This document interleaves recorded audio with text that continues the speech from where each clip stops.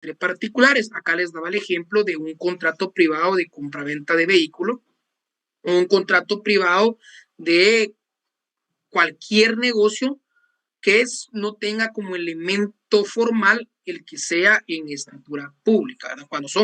Cuando su elemento formal para su validez es escritura pública, que ya lo vimos, automáticamente pues deja de ser documento privado. Entonces, cualquier contrato o negocio jurídico que se pueda hacer entre particulares que no tenga la necesidad de la intervención de un funcionario o de un notario, se considera un documento privado. Les decía en la clase anterior que hay que tener cuidado con la redacción de los documentos privados, porque para que sean documentos privados tiene que llenar el requisito que no tenga intervención notarial. Muchos colegas cuando se gradúan realizan contratos privados donde lo hacen con una minuta o un ejemplo de una escritura pública y solo básicamente lo hacen en un documento privado y no en escritura pública, lo cual pues es un poco incorrecto, o es incorrecto más bien, porque el documento privado es sin intervención notarial. Entonces ustedes lo que tienen que ver con esos documentos es que no estén redactados en primera persona, no en tercera persona, y que no ponerse como notarios. Obviamente en la práctica guatemalteca, a pesar de que pues tenemos un sistema latino, notarial latino, entendemos que las personas al finalizar nos contratan para que nosotros hagamos el documento y obviamente pues nuestra intervención en un documento privado solo es el acta de legalización de firmas. Damos fe como notarios que la firma es puesta en nuestra presencia, o ya sea reconocida en nuestra presencia, o bueno, reconocida entre nosotros. Entonces, básicamente, esa sería solo nuestra función. Lógicamente, pues en Guatemala la práctica nos ha llevado a que los notarios hagamos esos contratos privados, pero no quiere decir que nos pongamos como comparecientes, bueno, como parte del documento privado. Entonces ahí tienen que tener cuidado en cuenta ese detalle cuando ustedes pues ya empiecen cuando ya se gradúen, empiecen a ejercer la profesión, que esos contratos privados se realizan en primera persona y sin la identificación del notario. Solo se coloca solo nuestra participación formal es solo en la auténtica del documento. Bueno, luego de esto tenemos que la otra clasificación son los documentos públicos. Y básicamente los documentos públicos son todos esos escritos bueno, documentos que ya dijimos, ¿verdad? Que pueden ser ya sea digitales, etcétera. Todos esos escritos, llamémoslo en términos generales, autorizados o extendidos por un funcionario público, un juez o un notario. Aquí entran la famosa figura de la fe pública, ¿verdad? ¿Qué es la fe pública? Esa es de la fe pública notarial, registral, esa es de la fe pública judicial, legislativa. Esa fe pública viene del Estado, por lo tanto, son documentos públicos porque son extendidos y son redactados, autorizados por funcionarios públicos. Pero acá hay no solo los funcionarios públicos, sino también los notarios. Y ahorita pues vamos a ver por qué, o ya lo vimos bueno, como introducción a la clase anterior, quiénes son, o sea, por qué los notarios o los documentos que redactamos nosotros los notarios son considerados documentos públicos. Entonces, tenemos que notario es considerado un funcionario sui generis, o sea, único en su género. ¿Por qué? Porque doctrinariamente lo establece de que somos parte o somos parte del Estado hasta cierto punto porque ejercemos una función pública, porque la ley nos otorga una fe pública notarial, la cual pues, lo que logra es que nuestros documentos notariales tengan sean considerados documentos públicos, ¿verdad? Por esa función pública y por esa fe pública. Entonces, por eso es que nuestros documentos pues, se llaman instrumentos públicos o escrituras públicas, ¿verdad? ¿Por qué? Porque tienen esa característica de públicos.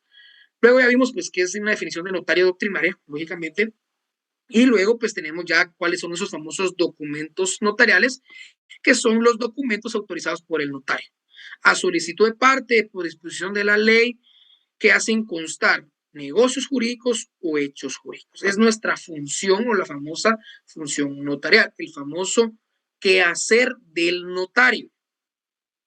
Luego tenemos, pues obviamente también dentro de los documentos notariales tenemos qué es un instrumento público. Acá pues tenemos básicamente una pequeña definición de qué es instrumento público, que es el documento autorizado por un notario cumpliendo con las formalidades establecidas por la ley, en la cual se hacen constar actos, contratos, declaraciones o hechos jurídicos, dotándoles de fe pública notarial y una seguridad jurídica. Quiere decir que son esos documentos que autorizamos los notarios para que tengan seguridad jurídica, para que el Estado lo reconozca, el Estado les dé un valor probatorio, los están investidos de fe pública notarial, que sean considerados actos válidos, son considerados jurídicamente seguros. ¿Por qué? Porque son realizados o autorizados por notario. ¿Y qué son esos documentos o esos instrumentos públicos? Son los documentos que hacen constar que actos, contratos, declaraciones, hechos jurídicos, todo lo que conlleve un negocio, una declaración, un contrato, por la ley, por la ley son considerados, que intervenga el notario, son considerados instrumentos públicos. Y luego estos instrumentos públicos son, entonces cuando ustedes les pregunten o entiendan que son instrumentos públicos, son todos los documentos notariales que realizan notarios, o sea, donde intervienen los notarios. Actas notariales, escrituras públicas, actas de delegación de firma, todo donde el notario intervenga son considerados. Solo el audio, por favor, Zeus, si puede estar atento.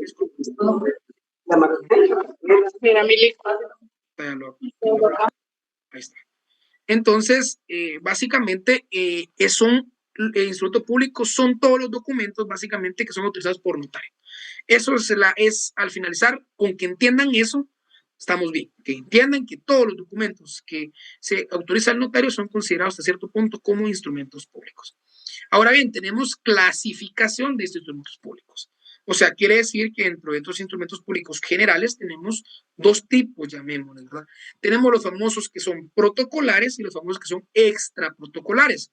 Los protocolares son los que van dentro del protocolo, que para su validez tienen que ir en el papel especial, el papel sellado especial para protocolos, ¿verdad? Que es un papel especial que pues el Estado pues, nos otorga a los notarios. Dentro de estos instrumentos públicos notariales tenemos lo que son las escrituras matrices, actas de protocolación y la toma de razón de legalización de firmas. Dentro de los tenemos los instrumentos públicos extraprotocolares que por lógica, si unos van dentro del protocolo, ¿cuáles son los que son extraprotocolares? Los que van fuera del protocolo. O sea, obviamente, pues, hasta se entiende la lógica que son los que van fuera del protocolo. Dentro de los que van fuera del protocolo, que su requisito no es que sean utilizados en papel especial sellado para protocolos, tenemos las actas notariales, las actas de legalización de firmas y las actas de legalización de documentos.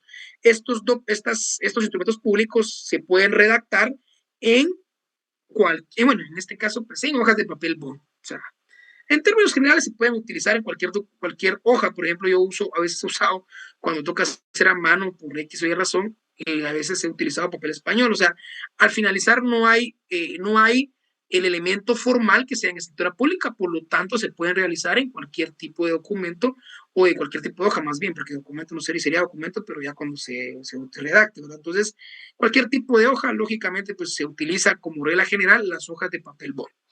Entonces ya entendimos que todos los instrumentos públicos son todos los documentos que redacta el notario, pero si están dentro del protocolo, son protocolares, si están fuera del protocolo, son los extraprotocolares. Y dentro de los protocolares tenemos las escrituras matrices, que es lo que vamos a ir viendo ahorita también en el curso. Luego tenemos unas 6 características de lo que son los instrumentos públicos o qué es considerado un instrumento público o por qué al finalizar decimos que son instrumentos públicos. Pues básicamente lo que les decía desde el principio, ¿verdad? Primero, tienen que estar autorizados por un notario, pero esa es la primera característica. No podemos hablar de un instrumento público si no está redactado o está autorizado por un notario, ¿verdad? Denme un segundo. Luego, otra de las características es la fe pública. Se supone o se significa que estos instrumentos públicos, como los redactores notarios, pues vienen o provienen de una fe pública notarial, ¿verdad? Luego, la tercera característica es que tiene que cumplir con las formalidades legales. El instrumento público tiene que cumplir con los requisitos que la ley establece. No solo porque el notario lo redacte, no solo porque el notario tiene fe pública, automáticamente ya es un instrumento público. También tiene que llenarse o cumplirse con esas formalidades que nos establecen nuestro código notariado, en el artículo 29 y otros artículos, etcétera, para que se cumpla con esa característica de que cumple con unas formalidades legales. Luego tenemos otra de las características que produce seguridad jurídica. ¿Por qué produce seguridad jurídica? Porque básicamente hay un tercero que está dando fe de los hechos o actos que están dentro de ese documento. Por eso se produce una seguridad jurídica. Aparte también, por ejemplo, cuando hablamos de escrituras públicas, hablamos de que como está en un protocolo y el protocolo lo tiene a su cargo el notario, porque no es nuestro, ¿verdad? Ustedes ya saben eso, que no es nuestro, sino que solo lo tenemos a cargo el notario. Entonces, como está, el notario lo tiene en su resguardo, por lo tanto, se produce una seguridad porque no se va a perder. Contrario a los documentos privados, que si se pierden no existe un registro, no existe alguien que lo guarde, se queda con obviamente el acreedor o el deudor dependiendo de qué caso sea. Por lo tanto, pues la seguridad jurídica se da porque el notario, pues básicamente, pues está interviniendo dentro del instrumento público. Luego tiene valor probatorio porque se supone o se entiende que los instrumentos públicos, como son redactados o accionados por un notario, tienen la calidad de verdaderos, auténticos, que lo que está plasmado ahí se tiene por bien hecho, verdadero. O sea, no podemos, obviamente, pues existe la falsedad, la nulidad, etcétera, pero por regla general, todos los documentos que el notario redacta se tienen por verdaderos, se tienen por auténticos, entonces por lo tanto eso le adquieren valor probatorio. De hecho, los contratos privados con auténtica de firma son considerados títulos ejecutivos. Se supone, como está interviniendo un notario, adquieren la calidad de títulos ejecutivos. Entonces se saltan el procedimiento de conocimiento si no tuvieran una legalización de firma. ¿Por qué? Porque interviene el notario. Luego, la sexta característica es que tiene que reflejar la voluntad de las partes.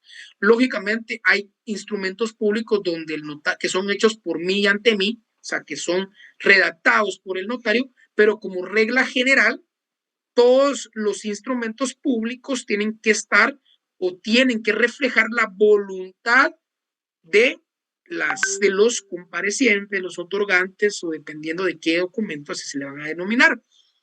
Esa es otra de las características. No podemos hablar de un instrumento público como tal si el notario lo redacta a título personal, porque al finalizar somos hasta cierto punto profesionales y en otro punto somos considerados funcionarios únicos en nuestro género, ¿verdad? Entonces, por lo tanto, pues tenemos que hacer, el notario hace constar hechos, actos, negocios jurídicos.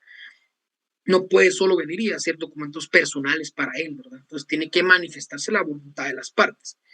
Y luego, pues, bueno, y otra cosa, voy un poquito rápido porque lógicamente, pues, tenemos que avanzar. Si tienen alguna duda, pues, pueden preguntar o pueden levantar la mano, ¿verdad? Ya saben. Luego tenemos los elementos personales, que acá es importante, que vamos a desglosar o vamos a entender, un segundo, vamos a desglosar y a entender quiénes son los que participan tanto en todos los instrumentos públicos como que obviamente también intervienen dentro de los ya sean protocolares o extraprotocolares. Entonces, cuando hablamos de los elementos personales, son todas aquellas personas que intervienen directa o indirectamente en el acto contrato notarial, ya sea como auxiliantes o ya sea como los que manifiestan su voluntad.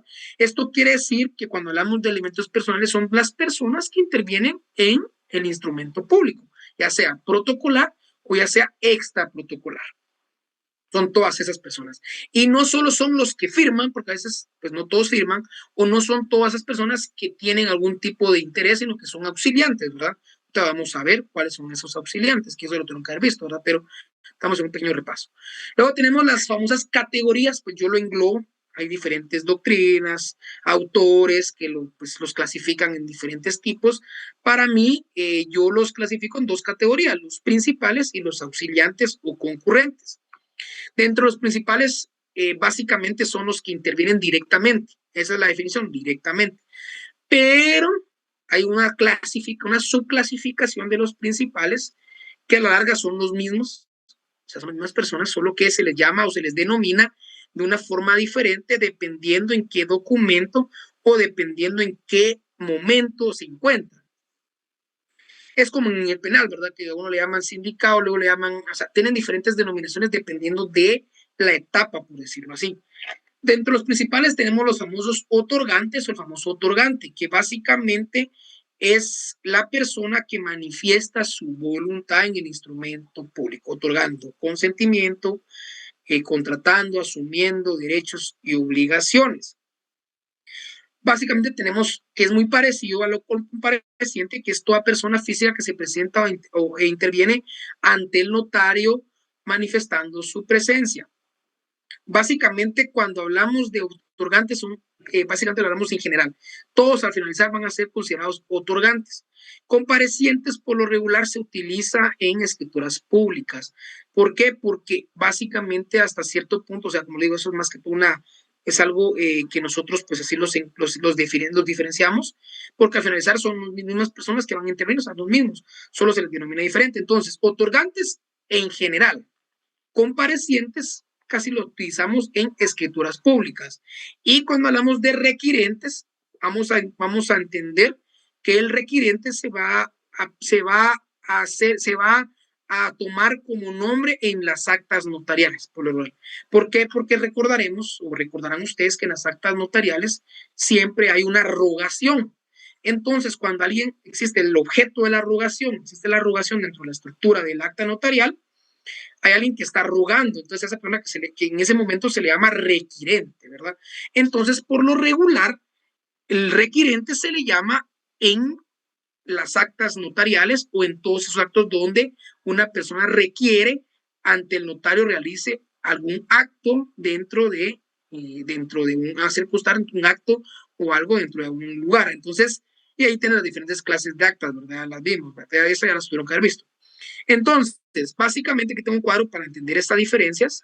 Por lo regular, el otorgante y el compareciente pueden ser a nivel general el sinónimo, pero por lo tanto uno se utiliza en el instrumento público, en la escritura pública, y el otro se utiliza en el acta notarial. Entonces, ahí es donde va un poquito la diferencia entre la denominación, pero al finalizar, lo que quiero que quede claro es que los principales son los que intervienen directamente o los que están manifestando su voluntad directamente en el instrumento público, llamémosle otorgante, compareciente o requirente. Y luego tenemos los auxiliares y concurrentes, que son personas que intervienen hasta cierto punto, que son parte de los instrumentos públicos, pero que hasta cierto punto auxilian o comparecen por necesidad dentro de un instrumento público. Entre esos tenemos a los testigos, a los famosos intérpretes y traductores jurados. Son esas personas que también intervienen o que también son parte del instrumento público como elemento personal, pero que su función es auxiliar y comparecer por una necesidad, ¿verdad? Un intérprete, un traductor, etcétera, cuando alguien ignora un idioma, cuando se necesita que alguien tenga que trasladar con claridad esa voluntad de la otra parte. Entonces, esas son de las otras categorías dentro de los elementos personales que todos los instrumentos públicos van a tener. Y obviamente, pues los testigos, tenemos testigos de conocimiento, tenemos los testigos instrumentales, tenemos los testigos rogados o de asistencia. Cada uno va a tener o va a ayudar a diferentes contextos dentro del instrumento público, ¿verdad? Por ejemplo, en los testamentos se necesitan dos testigos. Cuando el testamento es común, es cerrado, tiene otros requisitos. Entonces ahí ustedes van a ir viendo la famosa especialidad de cada negocio jurídico o contrato. Entonces, los testigos instrumentales son los que están obligados por la ley a que deben de comparecer o deben de ser parte, ¿verdad? Como las declaraciones de este caso, donaciones por causa de muerte, los testamentos, si es necesario que existan los testigos instrumentales. Los testigos de conocimiento son esos testigos que se utilizan para identificar a personas cuando no tienen su documento para identificarse dentro de un negocio, un contrato. Luego tenemos los testigos rogados o de asistencia, que son básicamente cuando una de las personas, uno de los comparecientes o otorgantes no pueden firmar, o se lastimó el dedo, se lastimó la mano, o se cortó el dedo, no puede, o sea, o incluso cuando no pueden, no saben leer y escribir, etcétera, se pueden utilizar testigos a ruego, o cuando tienen una cierta incapacidad, no incapacidad, cuando es dubitativo, ¿verdad? Cuando le llamamos de que la persona entiende lo que está haciendo, aunque no mire, etcétera, puede utilizarse o apoyarse uno en un testigo a ruego, ¿verdad? Que este testigo, pues, firma en nombre de la persona que no puede firmar en ese momento. Son los famosos testigos a ruego, los testigos rogados. No quiero entrar a detalles porque ustedes posiblemente ya se lo tuvieron que haber visto, pero solo es para ir entendiendo, porque cuando miremos algunos, vamos a ver unas modalidades de compra-venta y contratos, entonces vamos a poner en examen que, por ejemplo, en caso, vamos a poner que el compareciente, el comprador no puede firmar en este momento, entonces ustedes pues tienen que pues utilizar la forma que la ley les ayuda para poder resolver este inconveniente, o que la persona no carga su documento personal de identificación, ningún documento que lo pueda identificar, por lo tanto, pues ustedes van a tener que resolver eso dentro de el examen, ¿verdad? Igual vamos a ir viéndolo dentro de los casos que vamos a ir viendo dentro del curso, ¿verdad? Pero esto por eso se lo estoy dando para que ustedes tengan una retroalimentación y obviamente pues puedan tenerlo presente para que no se les va a olvidar.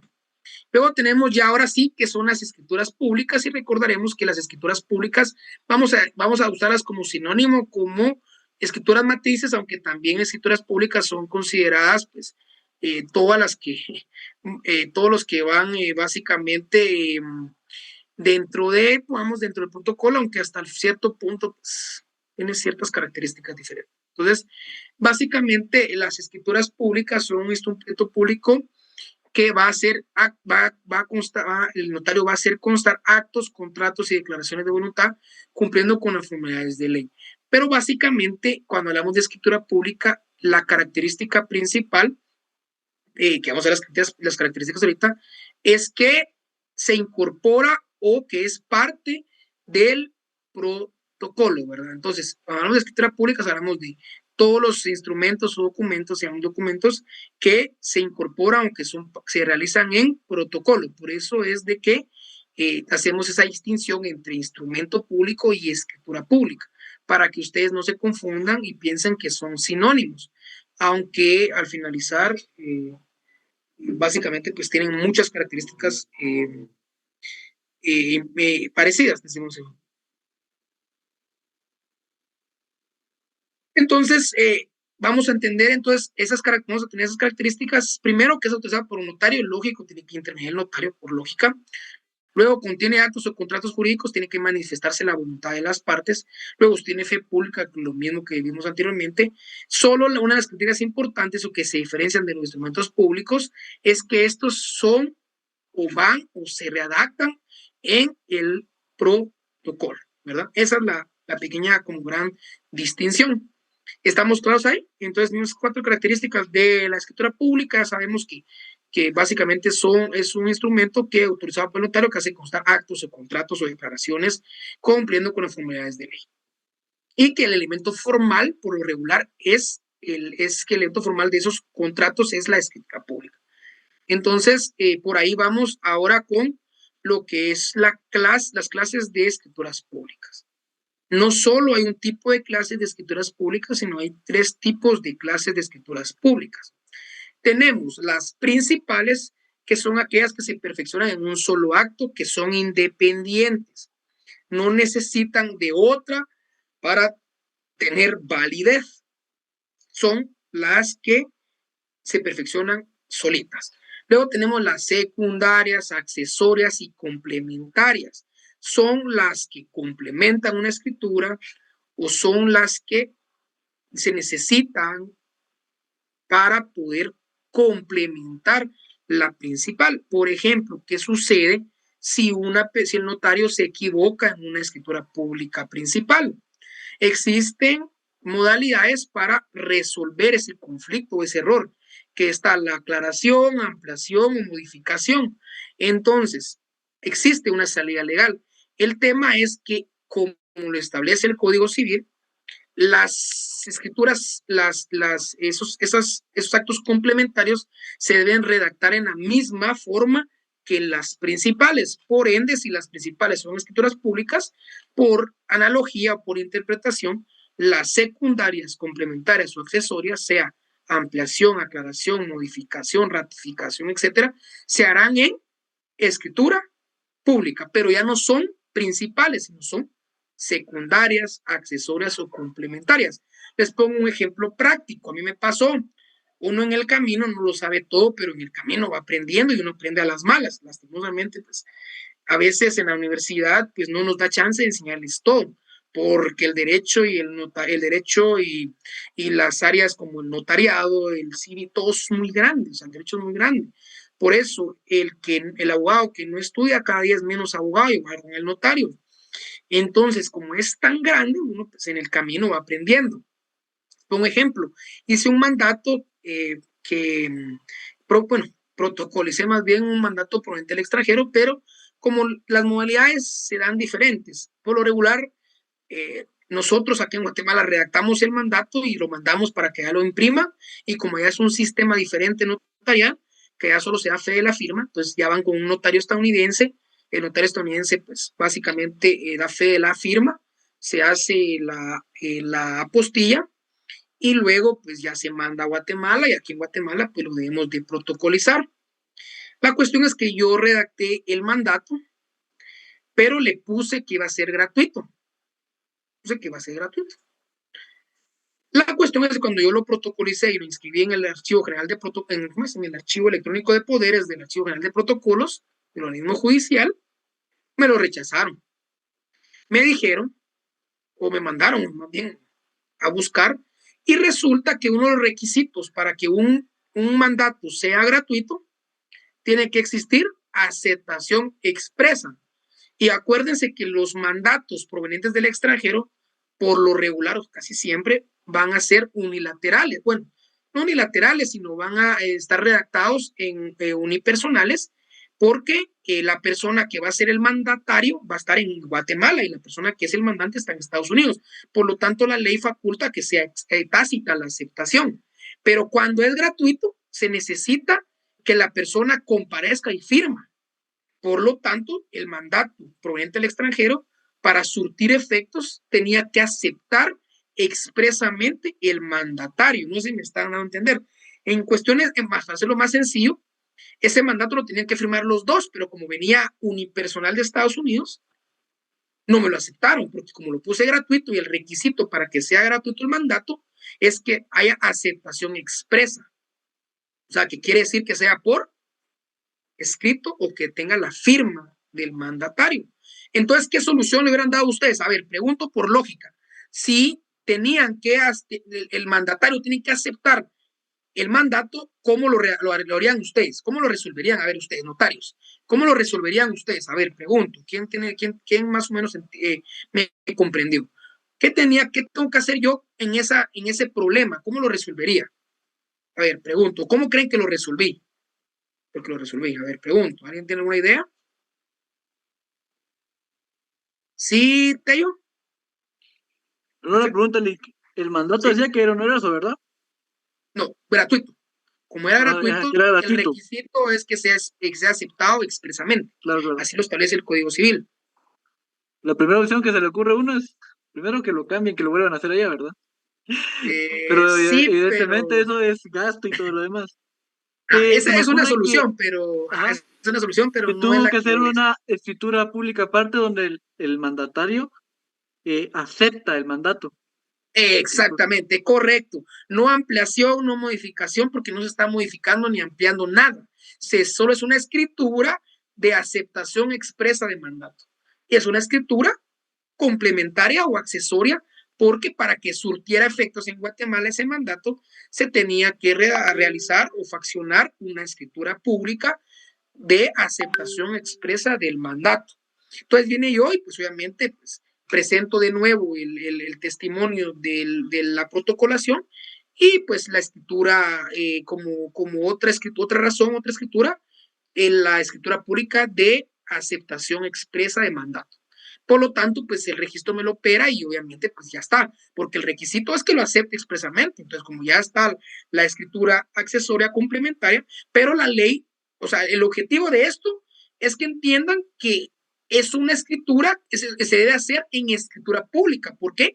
Porque el mandato como el requisito formal se debe hacer en escritura pública. Entonces, por lo tanto, la escritura complementaria, accesoria o secundaria se debe hacer en escritura pública y es considerada una escritura pública, ¿verdad? O sea, es considerado, pues, básicamente, sí Juan Carlos y luego Gabriela, o Gabriela creo que ya levantó la mano primero, pero si no, Juan Carlos y luego Gabriela.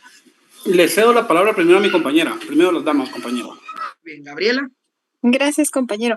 Licenciado, tengo una duda. Digamos, no va a hacer una escritura de ampliación porque usted no está ampliando obviamente el instrumento principal, pero dentro de esta escritura nueva que faccionó, sí va a hacer referencia a la escritura donde protocolizó el mandato, ¿correcto? Exacto, o sea, siempre por lo regular, para que vayan aprendiendo desde ya, por lo regular siempre debe haber una cláusula de antecedente. Igual en ampliación y modificación siempre se pone antecedente, que por medio de la escritura pública número tal y tal y tal y tal, el señor, los comparecientes o el señor tal y tal,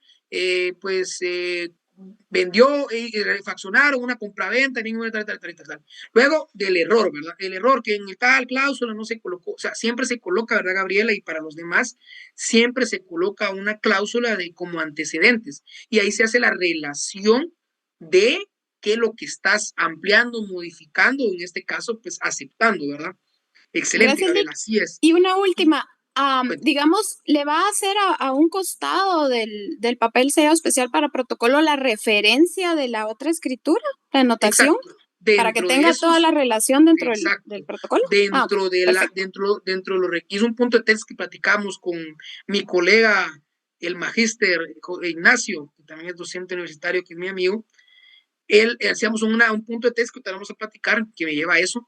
Dentro de los requisitos obligatorios, ¿verdad? Dentro de las obligaciones posteriores a cierto punto, es o en nuestras obligaciones, más bien, cuando hacemos ampliaciones, modificaciones o aclaraciones, es que el notario debe de, primero, dar aviso al archivo. Hay dos opciones, ¿verdad, Gabriela? Primero, bueno, hay dos obligaciones, perdón. Primero es que el notario lo debe de hacer en su protocolo. La razón a un costado de la escritura pública del protocolo, se hace la razón, se coloca, ¿verdad? Por medio de la escritura pública, se amplió la presente por haber contenido un error, o solo se coloca que se amplió, se le pone la fecha y se firma, ¿verdad, Gabriela? A un costado. Otra obligación, Gabriela, no solo se trata de razonar el margen del protocolo, sino también tenemos que dar un aviso de ampliación, aclaración o incluso de rescisión. Y es un aviso que de hecho, pues no se lo voy a poner lo vamos a ver de hecho en la otra diapositiva, pero no tengo el ejemplo, pero ahí se los voy a mencionar, los voy a mencionar. Pero Carolina tiene razón, dentro de nuestras dos obligaciones, cuando ampliamos, aclaramos o modificamos una escritura, es razonar el protocolo y es dar aviso al Archivo General de Protocolos. ¿Por qué? Adjunto al testimonio especial, ¿verdad? ¿Por qué? Porque adjuntas el testimonio especial y das aviso para que el Archivo General de Protocolos haga la razón en el testimonio. ¿Por qué? Porque el testimonio, ¿qué es? A ver, definición de testimonio, notarios, es la copia fiel de la escritura matriz. Y si la escritura matriz tiene una razón, el testimonio especial también tiene que tener una razón, ¿o no? Pregunto. ¿Sí o no? Es una pregunta retórica, ¿verdad? ¿Sí o no? Sí. ¿Por qué? Sí. Porque el testimonio es una copia y si razonas el testimonio, tenés que darle aviso al Archivo General de Protocolos para que ellos razonen ese testimonio. ¿Por qué? Porque ese testimonio es una copia fiel, o sea, tiene que ser por lo más idéntico posible, ¿verdad? Entonces, eso es lo que se hace. Ahora, hay otras cosas en las prácticas. ¿Qué pasa si yo no he dado el testimonio especial? A ver, Gabriela, ¿qué pasa si pasa esto de que me equivoqué y no he dado el testimonio especial y hago una escritura de ampliación? ¿Cuál es mi obligación como notario? A ver, Gabriela, ¿qué haría usted en ese caso? O sea, del primer mandato usted no ha mandado el aviso, o sea, el testimonio especial al Archivo General de Protocolos, eso entiendo. Cambiémosle, digamos que yo hice una compraventa, Ok. La quise inscribir, me la rechazaron, entonces yo tengo que hacer una ampliación. Entonces, como yo hago una ampliación, tengo que razonar mi protocolo, ¿verdad, Gabriela? En eso estamos claros, ¿sí? Sí. Estamos claros. Yo hago una ampliación y razono mi protocolo. Correcto. Pero todavía no he entregado el testimonio especial, ¿qué tengo que hacer? Pues de igual forma hay que entregar los testimonios especiales de ambas escrituras, licenciado. Sí, pero ¿qué tengo que hacer aparte de eso? Si tengo yo todavía el testimonio especial en mi poder. Cobrarle más al cliente. No, es que creo que no le entiendo bien la pregunta. También razonar también el testimonio especial. El porque aún no se ha sí, dado. correcto. Porque aún no se ha dado. Correcto. Porque no se ha dado. En cambio, correcto. si ya se dio, se hace el aviso para que ellos lo hagan. Entonces ya no sé si recapitulo. Sí, es que no le había entendido el sentido de la consulta, pero sí, claro, licenciado, sí entendí. ¿Estamos bien? Entonces, para todos, otra vez. Gracias. Yo redacto una compraventa y mis obligaciones es realizar el primer testimonio y el testimonio especial.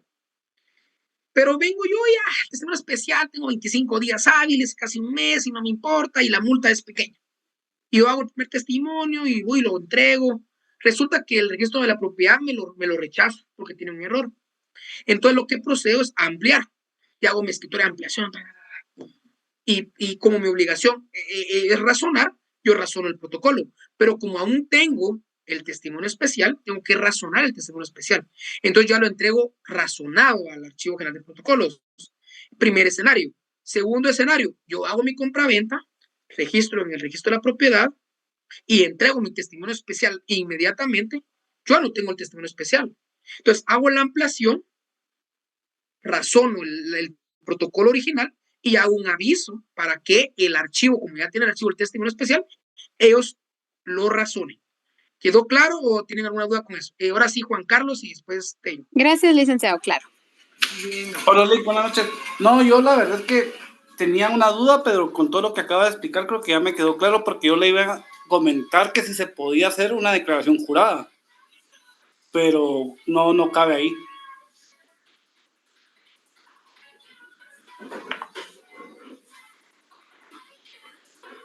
Perdón, es que aproveché a retirarme el saco porque vieran que no sé, pero últimamente ha habido mucho calor.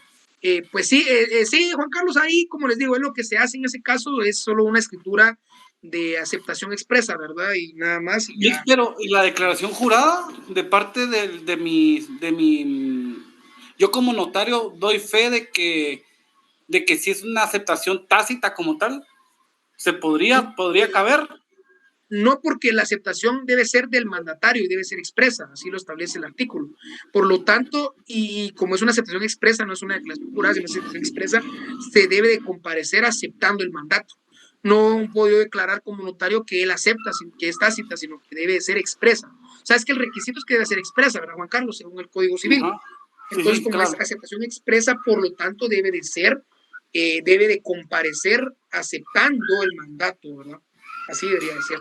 No es una declaración jurada, sino es una escritura de aceptación, ¿verdad? Es como cuando pones otra parte que tienen que aprender ahorita, como se les recuerden, es que siempre debe existir la aceptación, una cláusula de aceptación cuando sos el que está recibiendo, el que estás recibiendo el bien, por ejemplo, siempre una aceptación expresa del comprador.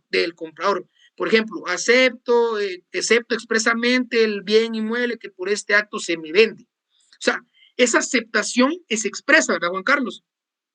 Entonces, esa cláusula de aceptación expresa debe de ir siempre en las escrituras públicas, ¿verdad? Dependiendo obviamente de cada escritura. Por ejemplo, la donación se coloca, ¿verdad? Que acepto expresamente la donación que por este acto se me hace, agradeciendo la liberalidad del bien inmueble. Punto. O cuando es mandato, aceptación, acepto expresamente el mandato, tal y tal, prometo realizarlo conforme a la ley, etcétera. O sea, es una aceptación, o sea, es una cláusula de aceptación que siempre debe ser expresa, porque la ley, el Código Civil establece que la aceptación debe ser expresa. Lógicamente, cuando es oneroso, sí deja que sea tácita, ¿verdad? En el caso del mandato, ¿verdad, Juan Carlos? Pero no es que la declaración jurada vaya a ser diferente o vaya a ser que no se vaya a hacer aceptación expresa, ¿verdad?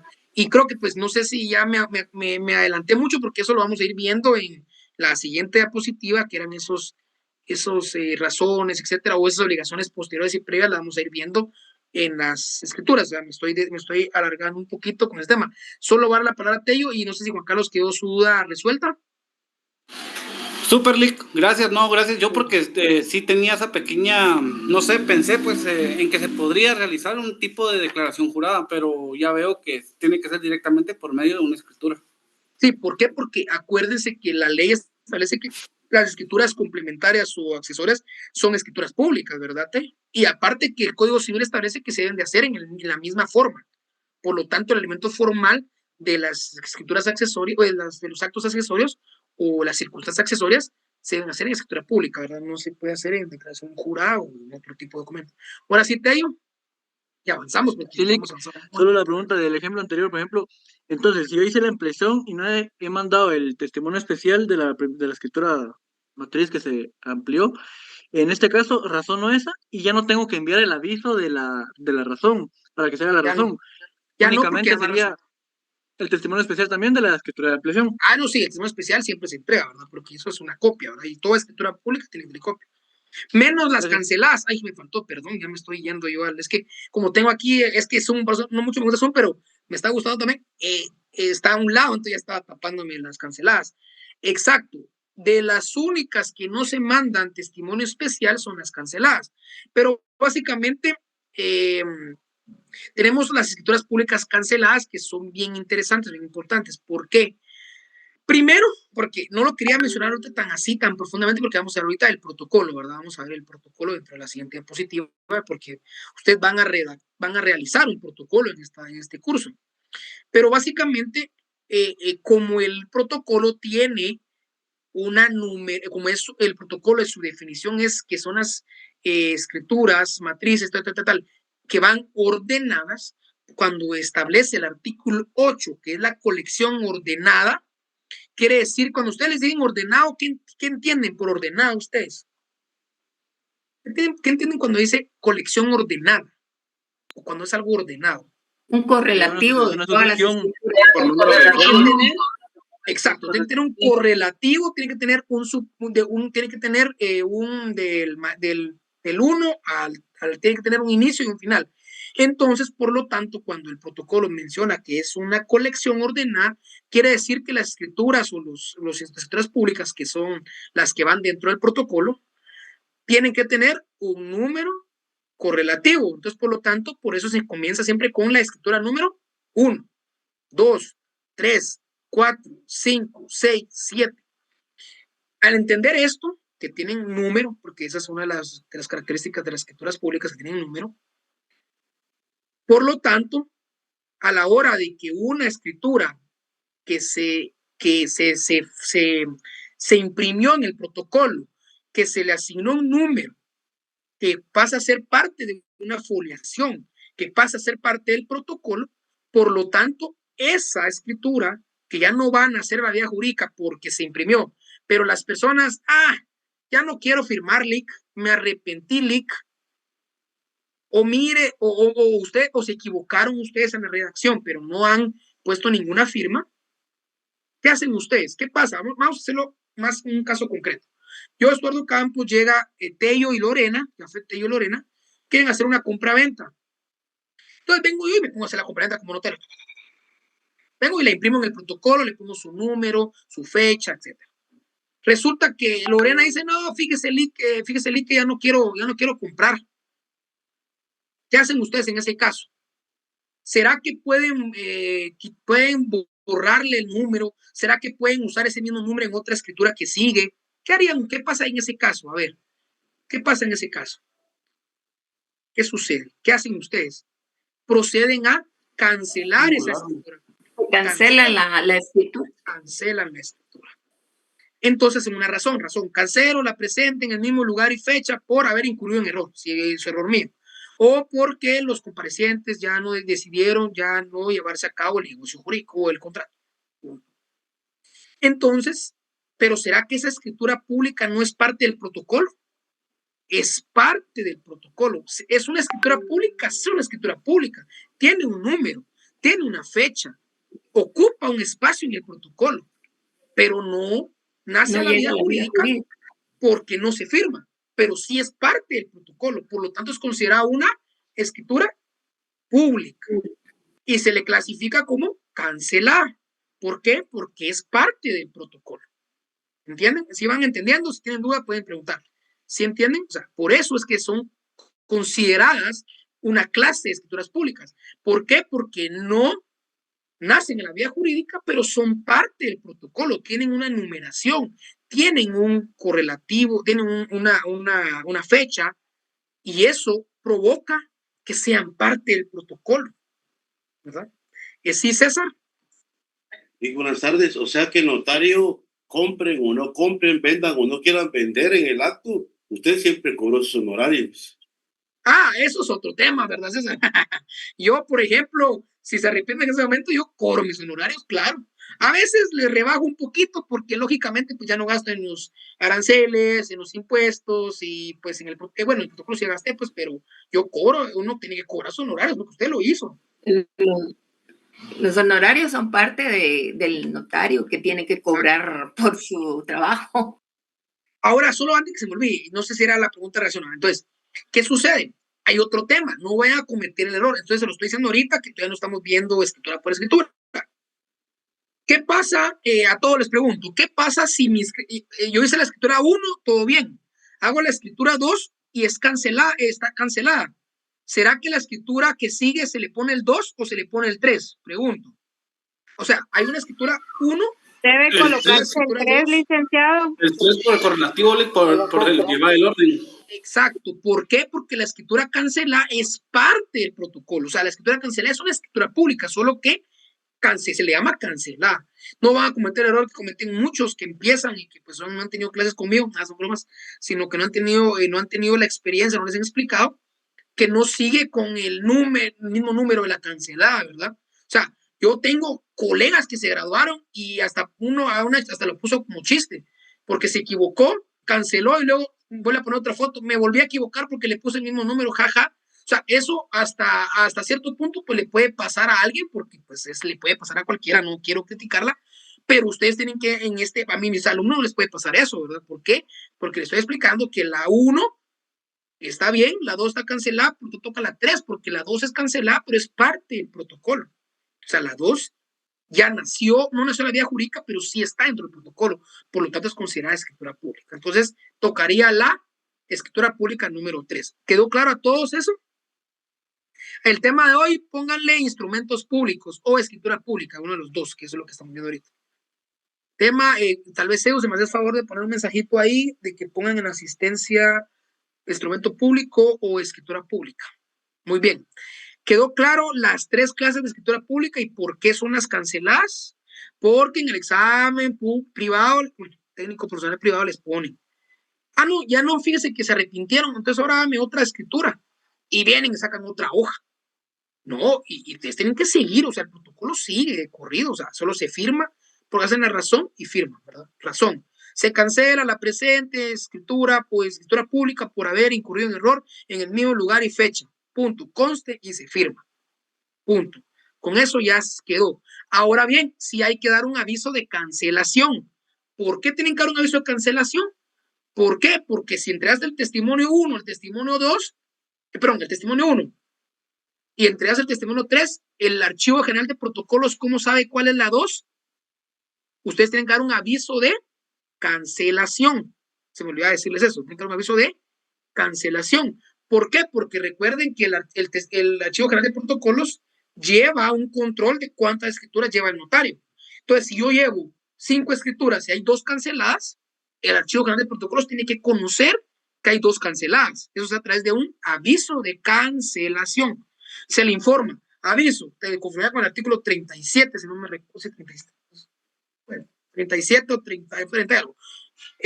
Doy aviso que la escritura pública número 2 fue cancelada por haber incurrido en error en el mismo lugar y fecha, o ponen la fecha y lugar, Guatemala, municipio de Guatemala, tal y tal, ¿no? Por todo el presente aviso, firma y sello y se presenta el aviso. Entonces vienen ellos, recepcionan el aviso y ya establecen que la escritura 2 fue cancelada en el Archivo General de Protocolos. Entonces, tienen que tener en cuenta todo este tipo de artículo 37, ¿verdad? Sí, artículo 37. Es que, mire que con tanto, nosotros tenemos no es un defecto, pues miramos todas las áreas, ¿verdad? Miramos penal, civil, familia, notariado, entonces con tantos artículos se le cruzan a uno, pero sí es el artículo 37. Entonces, básicamente, ustedes tienen que dar el aviso de que esa escritura fue cancelada porque el Archivo General de Protocolos lleva el control de cuántas escrituras. Ustedes tienen que dar el aviso del testimonio especial para que el archivo sepa qué escritura es la que hicieron. En este caso, si cancelan, el archivo tiene que saber qué escritura cancelaron, ¿verdad? ¿Quedó claro? Solo Tello, levantó la mano, ¿sí? Eso también lo agrego en el índice, ¿no? Como escritura cancelada. También esa va en el índice, pero acuérdense que el índice es todo básicamente es el control que llevas de todas las escrituras públicas. Básicamente es el documento que contiene todo el resumen del protocolo. Y como las canceladas son parte del protocolo, deben de ir dentro del índice. Ahorita vamos a ver el índice, pero me volví a trazar, es que creo que no nos está alcanzando 1:10, o sea, voy a tener que empezar un poquito, voy a tener que empezar a las 5:30 porque no nos va a dar tiempo, pero bueno. Entonces, estamos claros ahí con las escrituras canceladas, porque ya me atrasé con eso. Porque como les digo, eso les iba a explicar obviamente durante el protocolo, pero igual ya era bueno que ustedes supieran esto de las canceladas. Así no cometen esos errores en su examen y en el examen técnico profesional y menos en su vida profesional. Luego tenemos rapidito, nos quedan unos minutos.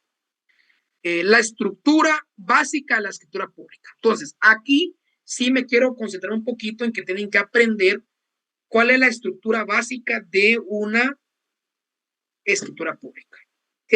¿Cuáles son esas partes de la escritura pública? Y ustedes con esta estructura de la escritura pública, ustedes van a redactar bien fácil, porque ustedes ya van a saber cuál es el encabezado o la introducción, que la introducción va a ser la misma en todas. Obviamente va a cambiar, por ejemplo, en las actas de protocolación, porque son por mí y ante mí, y eso va a cambiar, y el que comparece es el notario. Perdón, el calor me está picando las panzas. Entonces, obviamente, en ese encabezado la escritura va a cambiar, pero en resumen, todas las escrituras públicas van a tener lo mismo, la misma introducción en el encabezado. Lo mismo. Entonces, ustedes con que ya sepan qué es lo que lleva, número, fecha, lleva el nombre del notario, el ante mí, la comparecencia, los datos personales de los comparecientes, y ahí, con eso ustedes dicen, bueno, ya sé qué lleva, ¿verdad? Número 1, en la ciudad de Guatemala, el día 27, tal, ante mí, notario, su nombre, comparecen, o sea, se los juro que es tan fácil. Obviamente, pues yo llevo años trabajando eso, pues, pero es fácil hasta cierto punto si entendés o en tu cerebro. Miren, yo utilizo mucho el sistema de esquemas en mi cerebro, ¿verdad? Uso esquemas, o sea, yo todo lo hago con esquemas. Entonces, estructura, entonces ya sé que son 3 partes de la escritura pública. En la primera parte ya sé que va.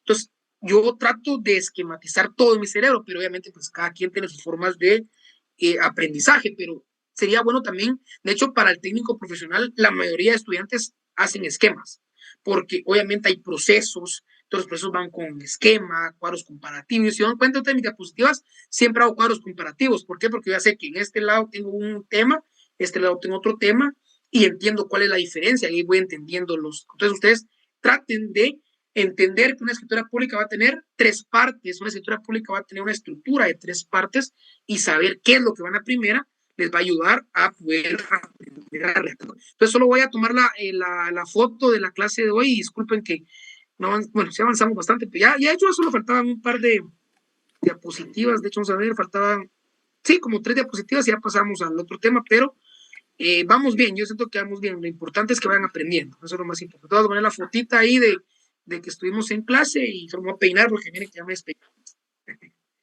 No bromas. 1, 2, 3 y ya. Ahí está. Sale la fecha, la hora, ahí estamos. Perfecto, muy bien. Entonces ahorita que ya estamos con, voy a subirle a mi estado de asistencias. Ahí estamos, para guardar. Perfecto. Muy bien, mis queridos estudiantes, nos miramos el día, hoy es que es jueves, ya no, una tarea de ustedes es jueves, entonces nos miramos el día martes. El día martes voy a tratar de comenzar a las 5:30, ustedes creo que sí vamos a tener que usar la 1:30 porque sí es bastante contenido, entonces creo que vamos a empezar a usar la 1:30. Voy a tratar de conectarme a las 5:30 para... Igual los que entren tarde, pues yo siempre trato de retroalimentar, entonces los primeros 5 o 10 minutos es una retroalimentación, entonces dentro de eso va a las 45, pero ya avancé un poquito.